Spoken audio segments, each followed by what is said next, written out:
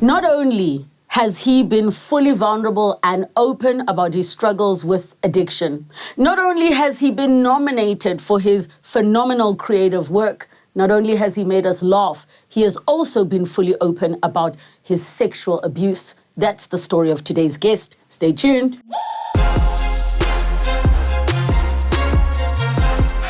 Hey everybody, welcome to another episode of the Relebogile Mabotja podcast. Don't forget to subscribe to the channel and hit that notification bell so you can be the first to find out who the next guest is and when an episode drops Fridays at 12 p.m. Now, I am so looking forward to today's guest because we have truly seen him in so many different ways. He's been that dodgy uncle that we all have in our families, but he's also stood in front of us and made us laugh, while at the same time being vulnerable and open about some of his life challenges. Ladies and gentlemen, give it up for Mr. Trevor Gumbi. Yay! Wow. You see that intro, right? Oh my goodness. Out of all intros, I must say, it's the one. That's the most recent. Thank you. Thank you for coming. You look good. Can I just say? I know. Thank you. I mean, earlier on, I'm going to start doing this right here. I know. Thank you.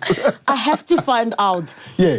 Earlier, when I was trying to remember when last we saw each other, and then I realized how social media has messed up the mystery of lives, because when I saw you, I was like, oh, hey, but it wasn't like, yo, it's been so long, because I see on social media, I watch you, and then you think you've been seeing one another, but then I was like, no, I know I saw you last, years and years ago. Exactly. Forever ago. Yeah. It's a realization that I made when I realized that a lot of South African popular people, I say celebrities, don't realize that when people see them in the street and just come speak to them, it's not a thing of trying to get in your space or whatever.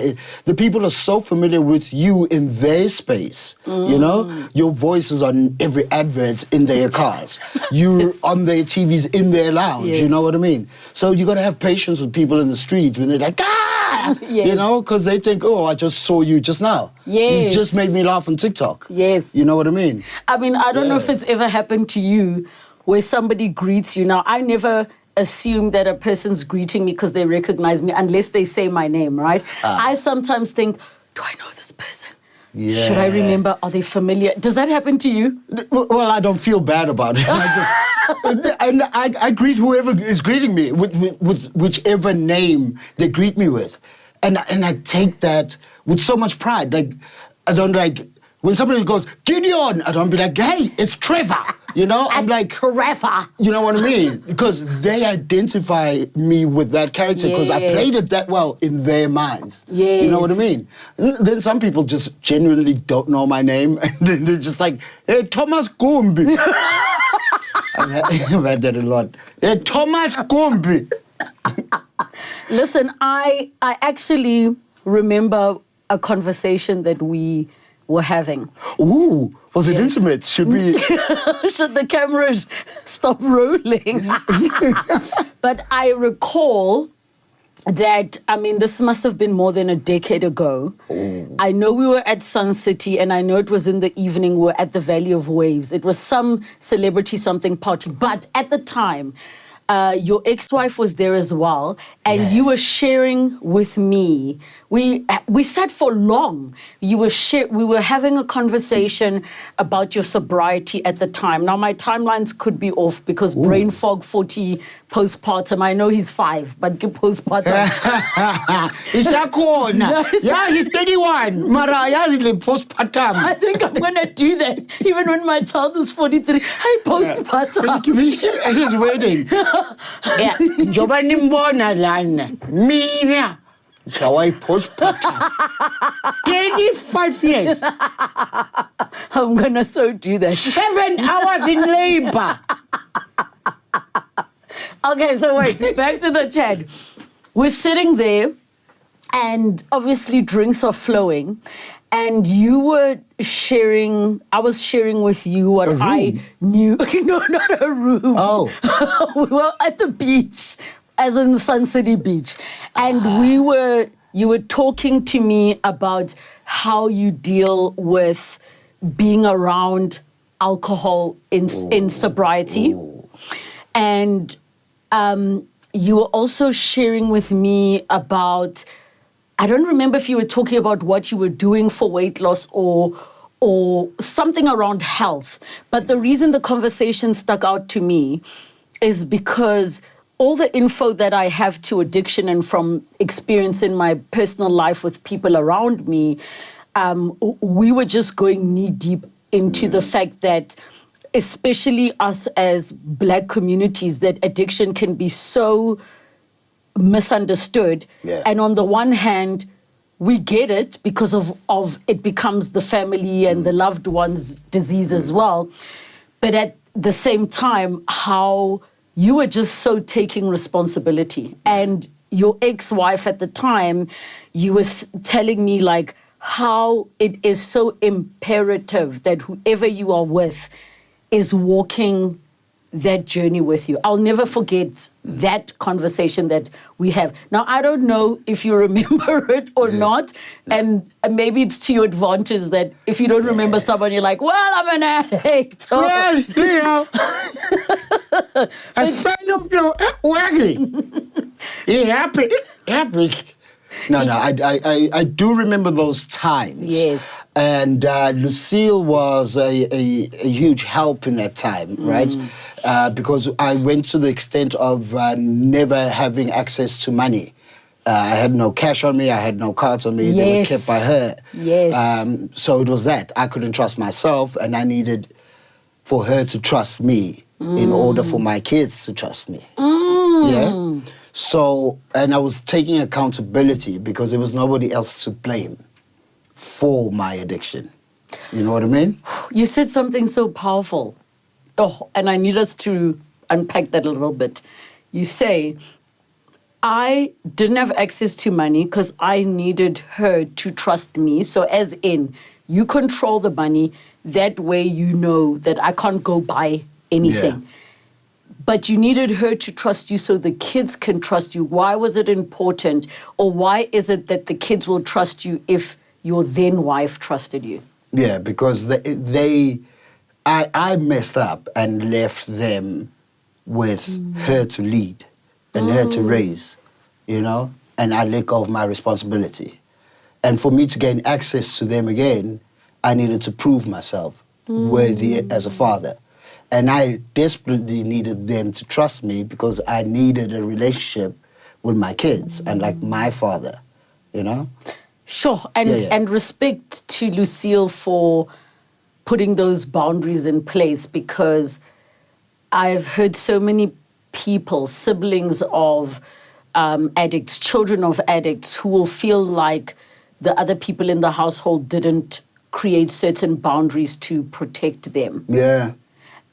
Which could sound harsh to somebody watching, might think, how? Now because a person is struggling with this disease, having a battle, now you cut the children off. What do you think is going to happen? Can you maybe share with us how bad it could get that such boundaries can be necessary? It's in everything. It's even in emotional abuse. It's even in...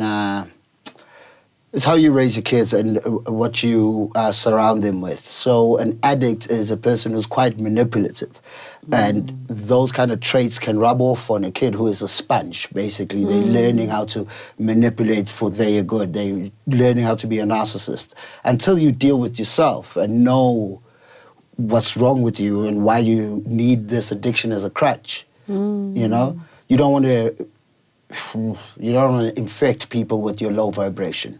Oof. You know? Oof. You want people to vibrate on the proper level. Now, I've never battled any form of addiction, however... Oh, la, la, look at you, little fancy pants. Maybe I'm so perfect. Hey, guys, what's black and white and red all over? Her shirt. But... Plus. But, even so, I have so much empathy because of that specific word you used of a crutch. And the reason that I have empathy is because I do believe that there are addictions that do not look as destructive like alcohol or narcotics that people engage in. Yeah. And maybe it's not something that is verbalized. So I'll give an example. If you have somebody who is a workaholic or a gymaholic, right? The results of what they're doing look positive. So no one will say they are you positive. have a, yes, but they won't say now you have a problem. So now you're making all this money, blah, blah, blah. But maybe your kids at home are like, but this is literally impacting our day-to-day life. Man. So the part about the crutch is many people have crutches, just some results are not necessarily as destructive as they look. Yeah, but you are right, eh? Yeah, because if you're like a workaholic and basically you're giving money to your kids, but you're never around, but who feels sorry for Batman? No one. The billionaire with no pay. Oh, I'm an orphan with billions. Give me that. Yeah. Yeah. Yeah, but... All my parents left me was debts and diabetes. Oh my gosh, debts and diabetes. The double Ds. What a horrible inheritance. Imagine. Give me a Batmobile any day. Oh my gosh. And a butler. To come back to the crutches part, which... And I know from you being just so open about your recovery, I'm sure so many people come and talk to you about it. Yeah. What do you pick up within yourself are the vulnerabilities that would require a crutch? And I'm not specifically saying what do you think triggered the addiction to begin with, which we'll get into because you've been open about sexual abuse. But what do you think was that void, that hole, that you are continuously vulnerable? You know, I've realized of late in my adult life now that it was like, it was circumstances, and everybody has circumstances. I should not give so much blame. But with the lack of a father, I think I would have turned out a little bit different. But I have to realize that I have to play the cards I was dealt with, right? And I can't blame having been molested by a father's absence from the house. It would have happened nonetheless because of an evil person. Do you understand? But when you assume a responsibility on things that happen to you, then you're going to carry that along with you. And it weighs only on you because those people are gone. Those situations are gone. You know what I mean? You shouldn't trip over what's behind you if you're moving forward. Ooh, I'm a philosopher, dude. Come on. Give me a podcast. What I thought? All right, coming up on the Trevor Gumbi podcast, how Relebogile lost her job. Let's go through the Omo advert. How, it first came to mind as you were speaking. I don't know. When was your very first ego death?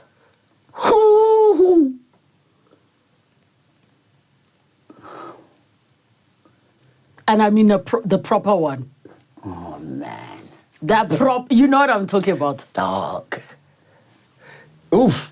That one came with, after the success, the money, everything, and it was adultery. You live by the sword, you die by the sword. Yeah. Yeah, and it's, don't think we're clever, ne?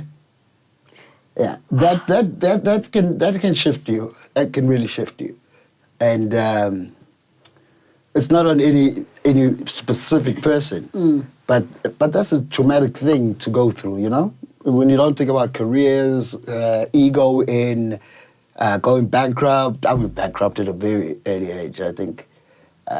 What's it called when you go for? sequestration, debt review. Debt review, Yes. because when they do that, you basically bankrupt. Yeah, I did that at, I think, 25. But isn't it better the sooner you go broke, the better? Really? I mean, I would imagine going broke at 40 with 3 kids and school fees is harder than going broke at 25. Why are you going to be so personal and just point it out? Because I'm broke at 40 with 30 kids. What's the matter with you, dog? Kandia Tekle, the return of Deborah Potter comes out like this. Guys, this is why interviewing comedians is a nightmare. Right. It's a nightmare. Right. But I think, to the answer sooner your question, the better. my very big ego death was realizing that what you put somebody through in a relationship can hurt you as much. That was the thing. Damn. Yeah. So it never involved a career. It didn't involve a show. And I've died on stage a lot of times. You know, when you go on stage and no, crickets. I've had that. Yes. But that ego death of who do you think you are? Yeah, man. I think everyone's got to learn it. Please That kind of stuff will humble you. help us understand how the part you were saying of realizing that how you hurt other people can also hurt you. Because I don't want to get too specific and give the game away, but it's basically things you put a person through thinking that they don't know you're doing it. Oh, I get you. Yeah. I thought you were referring to, and I wanted to make sure I understood you correctly. I thought you were referring to things like consequences. So a person might think, well, if I hurt this person now, they kick me out the house, so it's hurting me being out the house. No. So you're not referring to consequences. No. Yeah. No. Is it karma? Is it angas? Kind of. I think it's the thing of like... But inyembezi zomunye umntana azipheleli phansi. You know what I mean? Yeah. Yeah. Just be cool, dog. Just be cool. Everybody umntana enkosi. You know what I mean? The thing that fascinates me the most, so if any of you are watching wondering what is an ego death, I'm going to share from how I experienced it. She's going to mansplain now, so... No, I'm going to let him do that after I explain it as a woman. But I went for a ketamine infusion in a doctor's rooms. So I had these doctors come on my show and they spoke about it. And I was so fascinated because I was really trying to understand, where does this fit in the picture of like ayahuasca, all of those things? They're like, no, this is very different. It is specifically to help people deal with trauma, some people with depression. So it's a very low dose and it's through an IV. There's a doctor there, they monitor you, it's like an hour. But I did not feel an ego death because they will explain to you, but you think you get it until it happens. Wow. So when, I think it was probably the third session when the dose was high enough, the first 2, I just felt floaty. The ego death, I was like, where you feel like... I don't even know how to explain it. So it's not what I'm talking about. It's something totally different. Wait. No, let me tell you. So the ego death was completely feeling stripped of the running script in your head. It strips away your conscious mind that is busy, and you now hear all the suppressed, unconscious stuff. So it has stripped the conscious and stripped the subconscious. Whatever has been suppressed quietly happening in the background that you're not even aware of. The running script. So whether the running script is, I'm not good enough. Right? During the day, you're like, yo, Kana, when I leave here, I must go get groceries. That's the script. And like, maybe you'll have a bad day and be like, yes, I need to leave my job. Maybe, but the one at the bottom, whether it's the 7-year-old or the 5-year-old, that's now the script you hear. And it is the most humbling experience. You wake up drowning in your tears then? Yes, you do. Because you're unconscious? Are you asleep? What's going You're on? half asleep. Yeah. If the doctor comes into the room when you leave your body, and I know it sounds wild, guys. It's so hard to explain. It's not like general anesthetic, but you feel And iyabhayiswa le nto. You feel detached from your body. This name, man, is a ketamine. Hey, Marwana, you're saying guys don't do ketamine. No, okay? yeah, sure. In a doctor's rooms, and people are susceptible to psychosis. I just try ketamine, unamanze trip. So if I have a manze trip, sibe mof zonke bafethu. But you are such a mess, Trevor Gumbi. Okay, but on a serious note, Mabela, the ego death. Okay, it happens. And it's different for everybody. So to come back to your ego death of the humbling. Yeah. The thing that humbled me is, let's say me and you have been friends for years, and you betrayed me, and this have kind of hurt, I feel. Whatever anger I had towards you dissipates, and all I remember is I actually love this person. Oh, my. And secondly, damn, I actually wasn't a good friend. And thirdly, you just suddenly are fully empathetic soul to soul. I was even thinking about, I wonder what my parents were like when they were 2 years old, now that I've got a 2-year-old son. So you suddenly have, it's You're a very... outside of yourself. Yes. All the narcissism is gone. Everything, whatever lie you've told yourself does not exist. Man. Whatever lie you've told yourself. Okay. Asithathe le ketamine siyifake kwi-reservoir yase-Joburg Ward. My man, masingayidampa yonke. Imagine what a beautiful place. Wonke umuntu uhambe emuva ngokushaya i-government order. Sonke, hey. I'm gonna now have to put disclaimers all over this whole episode. But to come back... Where's this doctor? He might do that. He's scared.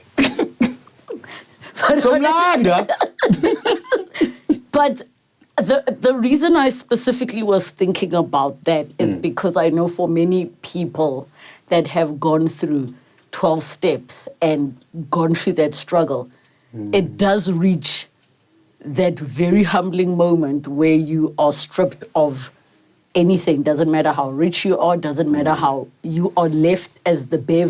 You have to confront the bare version of yourself, which if you are not going through 12-step or whatever healing program, many people walk through life never having to confront themselves. Yeah. And it's a daily routine still. It's still taking it a day at a time. I've got no problems with addiction now. I haven't had for a very long time. But every day I still sit in the sun, alone, quietly, not listening to anything. So this is so dope, right? Try this. Have no electronics in your bedroom at night. Have them charging in the lounge. When you get up, don't switch on anything. Not TV, not radio, no nothing. Just go outside, touch a patch of grass, or a leaf or something, and just sit quietly by yourself. Sometimes you won't manage 10 minutes by yourself, with yourself. But once you can, 10 minutes every morning, you'll find the time to get to 30 minutes. You'll get to an hour, just by yourself. When you are sitting outside by yourself, are you meditating or you're just being? I think I'm just being. Meditating's quite hard. I find it quite difficult to clear my mind. Is it because the voice says, okay, think of nothing, think of nothing? Yeah. And then I'm like, oh, what is nothing? Donuts. And then it's like... Donuts? Do I smell popcorn? Yeah. Oh, no, that's a sign of a stroke. Am I having a stroke? Yeah, well, now it's... Yeah. Now you're having a panic attack after trying to meditate. But I love what you're saying because that's what our grandmothers used to do. They would sit outside for long. My grandmother would do that. She would sit in the sun. Oh, she just didn't have Wi-Fi. Okay, that too. But she also couldn't read. Thanks, Trevor, for reminding me. No, shame. So the sitting out, you're going to I'm so sorry, Grandma. Now I'm thinking about you. And Your literate grandma. And she's dead. I know. I hope you're happy. Man, Trevor, I don't have any grandparents. I know. Made it worse. And I can't even go apologize at their tombstone. They can't find it. They can't read. It's them. They're just walking around. Where's mine? In fairness, we did put a photo, a face. We engraved her face on the tombstone. Because if she can't read her tombstone, in case she's on the broom at night, she needs to know where to go back to. I'm sorry. Okay. You are, oh my goodness. Okay, we're trying this again. Trevor, get it together. Okay. Guys, interviewing comedians is a nightmare.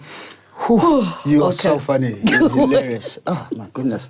But if you do get a visitor at 3 a.m., we know what's happening. Nah, good luck with that, waking up and sitting in the sun by yourself outside, because you're never alone from now on. Yeah, it's fine. I don't think she'll get past the ADT. We fly, yo.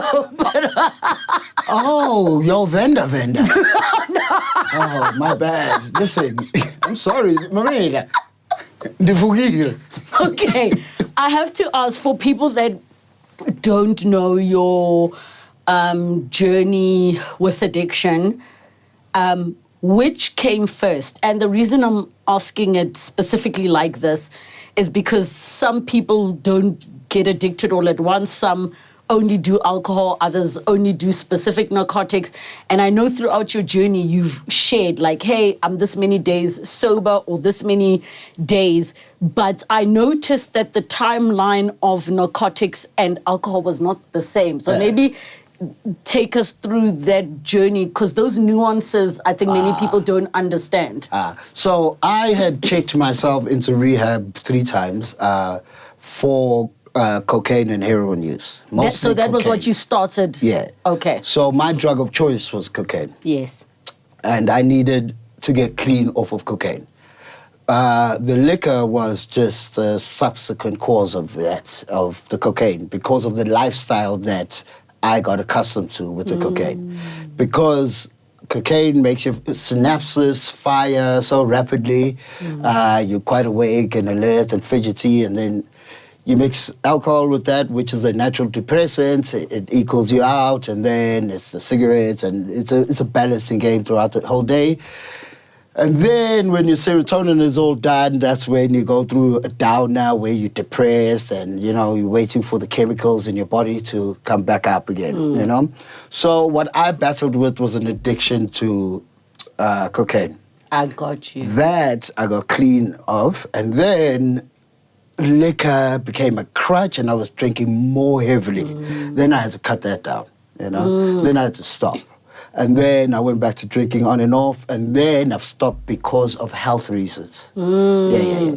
So when you were in recovery, and maybe you can share around what they encourage you not to do, because there are people who are addicted to many different things that will replace. So somebody addicted to food, places, faces, and things.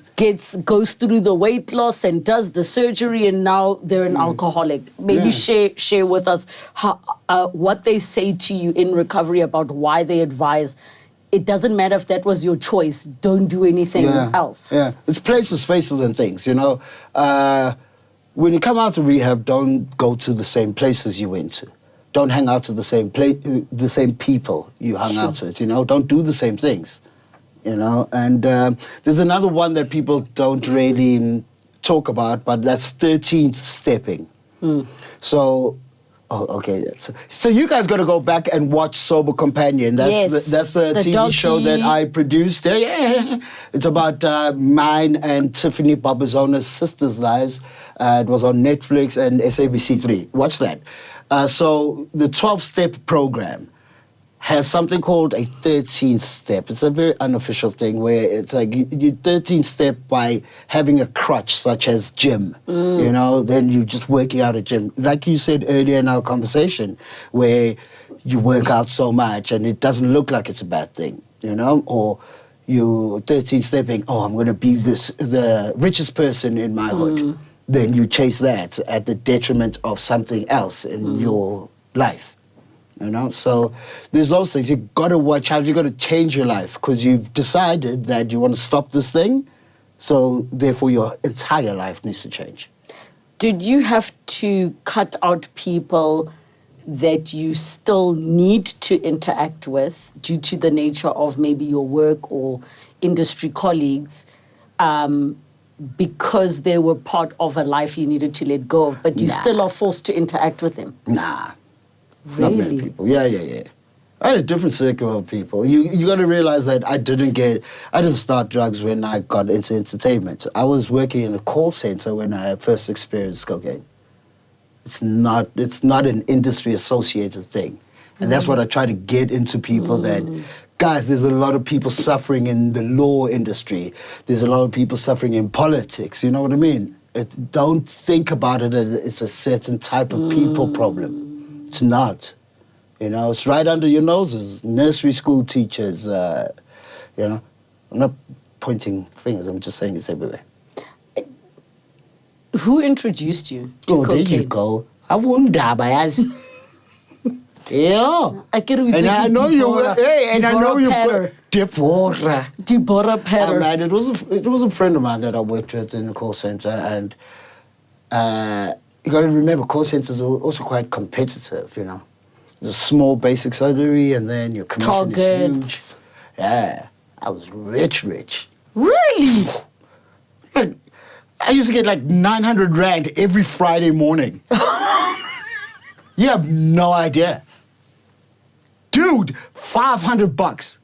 500 every Friday. Oh, you're jolly. Fine. 900 plus 900 is 1,800. 1,800 times 2. So you're basically fighting for peanuts. 1,800 times 2. It's a 0, it's a 0. It's an 8 and an 8. It's a 6, you carry the 1. And it's a 6 over there, it's a 0, it's a 0. You've carried the 1, it's a 1, it's 2. 3,600. Come on, boy. It's Mandan. 3,600. Quick math. You like that? No? I mean, What were you saying? I was waiting for you to get to the number, but it's okay. I did it so quick? I know. Yeah, thank you. I'm proud of you. So you're at the call center fighting over peanuts, basically. And now... You don't say that. No, but... This was back in the day. This was... What year was it? 2001. It's still not a lot unless you were like... Were you 18? Yeah. Okay, context. Okay, yes, you are right. Yeah. You are right. 2001. That is decent. Yeah. That is decent. How old was I in 2001? I was 11. Stop it. What do you mean? Guys, please take me you so seriously can't count? still as a person because I can't as a person. So you're earning, and then this friend says to you, let's. Was it this will lift you up, or was it funsies? No, it was just like, friend, I see friend, we out, we having a drink. I see friend, what's that? It's like, it's this. I was like, let me try it. I'm like, oh, it's nice. Yes. Let's go. Yeah. Yeah. Not many men come out and speak about the sexual abuse that they've gone through, of which I believe there are many more that, unfortunately, the patriarchy and the what makes it harder. What was it that made you feel comfortable to just start speaking about it? I think the impact that me speaking about drugs had, and I started to see it, you know? I started to see I'm making a positive impact. People are getting help, you know what I mean? And it was just by speaking my experience. So sexual abuse is never an easy thing to speak about, you know? You got to be brave enough to come out with it. So when I added that to Sober Companion, and this is what killed me, because I cast my son, who looks like me, cast my son to play that part of me being told, go play outside like a normal boy. And outside was my abuser, so I'd have to go hide on the other side under those concrete sinks. Yeah, hide under there. And then my son did that. And that's when I broke down. And the first time shooting that entire thing, watching him cower under that thing, I was like, oh, you know what I mean? How triggering. Very. So, maybe to save one person, or I don't know. I don't know. I don't know. Help. Look, it's very embarrassing. I won't lie to you, you know. But it's a thing that people need to know you can get over it. If there are any kids out there, guys, you know, anywhere who look up to me, you know, I've made it this far despite that. I regained my power. Did you ever tell anybody, a friend? Nah, therapist. Nobody. Yeah. Therapist. When it was out publicly, did you feel relieved? I don't know. See, this is the thing. I'm still battling trying to tell the story because now when I try to tell it on comedy stages, it's so weird, right? Maybe it's just not the time or place, you know? Because then like a silence befalls the entire audience. Like, aww. It's like, okay, relax. I was a sexy baby, you know, just like chill. God. Please don't tell me you say that. I do. Oh my God. It was the thong diapers, the bad fashion mistake. No? I think because it happened to you, Thankfully, you have the license Yeah, I think so. to say that. Just don't any of you ever make those jokes. Okay. As in, license. It's not good? License. It's not a good one? I mean, if I were not a mother right now, it would be my son is too fresh out of diapers. It's just so but at the same time, the reason I respect you going there is because that is what your craft is taking real life things that happened to you and going on stages and using the comedy for a purpose bigger than just entertainment and laughing. So it's the vehicle, and people will never forget that. Yeah. So for that, I've got a camp called Boys to Men Camp, where I plan on taking youths from across the country, all 9 provinces, on camps which are a week and a half long with prominent South African men who can, because we've identified that with South Africa's increasing GBV, it's done by men, broken men. What's the problem with that? You know, what's their problem? Let's try to fix them. You know what I mean? Instead of victim blaming, let's go to the source of the problem a bit, and maybe we can cure something in the youth who are the future men. So obviously this is a big undertaking for me to take on and get the likes of our huge sporting heroes, about Lucas Radebe, about Joe Stransky, about Vusi Tembegwai, about DJ Smooth. It's going to cost me a lot of money. I'm doing it through an NGO, so yeah, let's get people behind it. I know white people love you, so let's get some money on your side. I love how you say I know why. That is so random. What? How did you There's get 3 in here. I mean, come on. How many mlungus do you know who work with abotaki in dark corners of Randburg? How come Bona Abraham? Does that man with the light albino skin and the orange beard look like he was born here? Guys, I cannot. The number of disclaimers for this episode. Okay. Okay, I'm sorry. Oh, goodness. Let me ask this question. Had you had the opportunity, and I'm not sure if you did, to confront your abuser as an adult, the Trevor of today, what would that look like? There's been many Trevors, adult versions. Many Trevors trying to run away from the vulnerable kid. I think I'm back to being the vulnerable kid because that's the freedom that was taken away from me. So, as a kid, I wouldn't hold any grudges, you know? I survived you, so, yeah. I love that you said you go back to being a kid. Yeah. Because, you know, some people will say things like, why didn't you scream? Why didn't you blah, blah, blah? Why didn't you kick? Victim blamers. Please explain from your perspective, because I think it's not spoken about enough. Because people like to do the thing, if it was me, I would never, because. Okay, so I'm going to put this in context. I'm the only boy out of 11 girls. My father had lots of different families. I was the youngest in the house, full of girls only. I And it was a very emasculating thing, which I've had lots of trouble dealing with in many aspects of my adult life because of having been emasculated at such a tender age. And were you one of the younger kids? You weren't like firstborn? No, I was the lastborn. And it's trust, safety, and blame.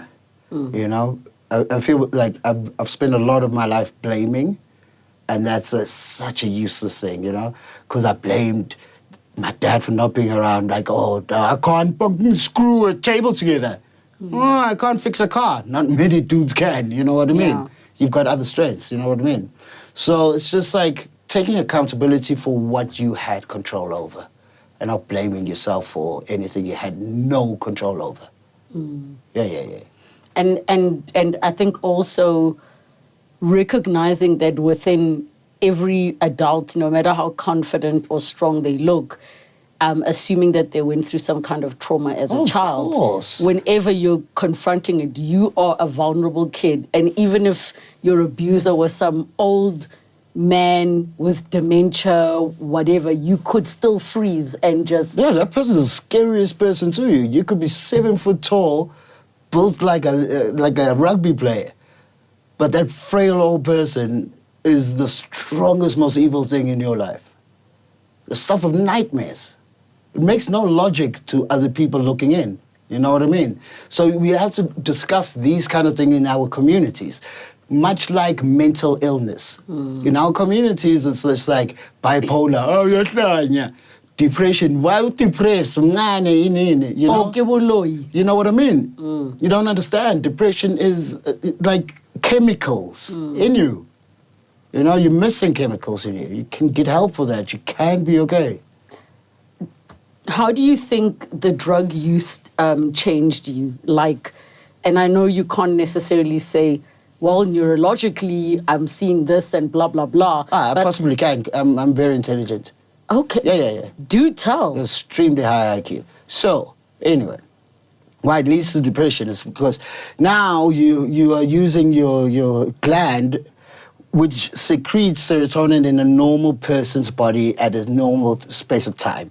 Now, when you binge on cocaine, it makes that thing fire irregularly. And just like a car engine, if you're using something more than another part, it's going to tire out and break, you know what I mean? And then it just doesn't do it like a normal person.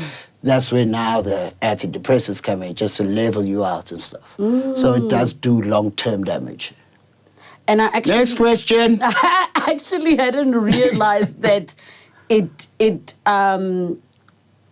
would affect you like that, because I think sometimes people think, well, once you're off, the impact is no longer felt. But there are people who are physically, biologically, chemically changed. Yeah, that's the whole thing. It's like heroin is a physical addiction.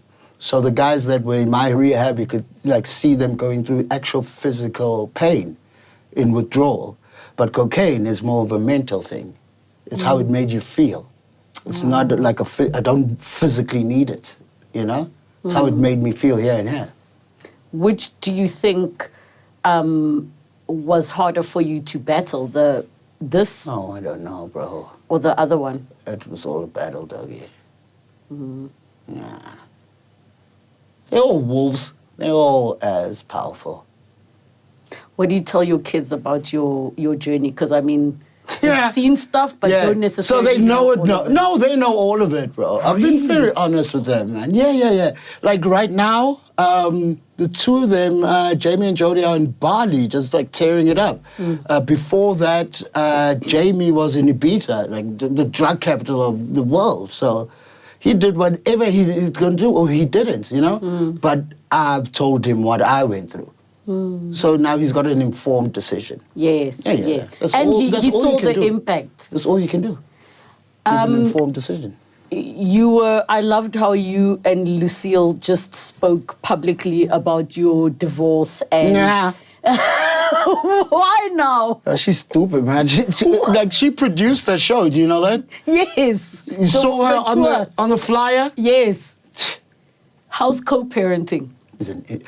It's over now, isn't it? We've got adults. Yeah. They're out of there. Yes. Oh, I still owe a portion of school fees. So, Mukolata maintenance. Why are you that person? Don't do it yet. But the reason I'm asking this question is with so many conversations that we see happening, particularly in our community, what lesson or what tips can you impart, particularly when people share kids and they need to go through that difficult process of, okay, we're not together anymore, but we still have these little people that are directly impacted by whatever we do, and emotions are emotioning and all of those other things. I don't know, dog. I think I'm lucky that I found that I've got kids with somebody who puts their kids first. I've got no doubt that she'd put them first and she'd protect them from whatever. They're in good hands. You know what I mean? So that's easy. And then there's me. I'm amazing, so... duh. Can I tell you my favorite character that you've played? Oh, which one? I am obsessed with your character in the How to Ruin series. Ah, yeah. I don't know why. I'm obsessed, and I think we all have that uncle. But I want to know from you, what do you think is the most misunderstood thing about that uncle we all know? He's all about the family. The fact that he stays away from them and only comes around once in a while is because deep down he's trying to protect them from him. Ooh. Whoa! Yeah. He's the bad guy. Uncle's, yeah. Come on. Whoa, that was quite deep. I think people are going to discover how amazing I am through this podcast. That is going to be yours. Feeling. That was going to be yours. Are we going to have to swap our seats? Is that the... This is the guest seat. In closing... Should we share the closing link? We can. But wait, in closing, ladies and gentlemen, I'm cutting her off and we will be going straight into... You're still going to be standing up and comedying. Wow. You're going to be Is that your putting the boys... best command of English? Yes, you're going to be boys to mening, and all the gents are going to come together. Please, I hope you follow through on that. And that was a plea for money from your corporate people. I'm pretty away. Okay, cool. I'm pretty away. I'm just hinting now, okay? If you go to the JSC, pretty much all the CEOs are men, so I'd say that's the first place. At the JSC. How do you spell that? Oh my God, stop! And then you are acting, you are all of these amazing things. What do you feel like you still want to do before you die? Like, what's the one thing you want to make sure Stop! Why are you so morbid? I'm still going to trip home through Runpeg. Talking about before you die.